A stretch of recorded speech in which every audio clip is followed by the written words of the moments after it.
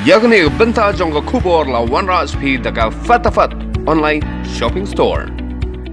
Longkmie bangat ya ujung pang COVID-19 kebathia Neigrihms kalakha khon chinrang menta kasngi ka khat atre ujileu dongin ya sangap ya kajinge thu jong director ke DHS Dr. Amanwar. The mother will be looking after the child in them segregate. Oh, number one, ini kimi layo na do korba klung yang ran pokpo. Sebentar, ngin laman ngin test ya klung number dua new virus. Ngim tip ke transmission rate ke Longkmie, naik kimi si klung. Telah klung long negatif.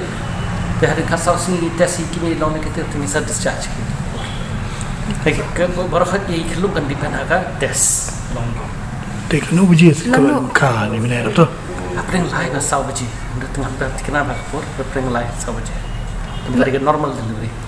Lano mi expect ba tak tasi. Mentan kan saya keren bagi bor bagi pergi ke hospital, tinggilah advice ki accordingly. Kat pada ploy ban ship sampel tanpa. Kat bagi dang don kami ya kelungin aja kami kin buat ya ka. Sakit apa aja.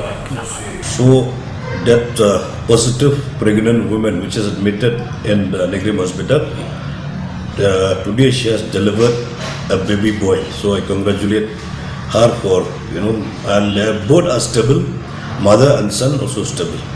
They are in a good condition and good health, and already delivered a boy. Yes.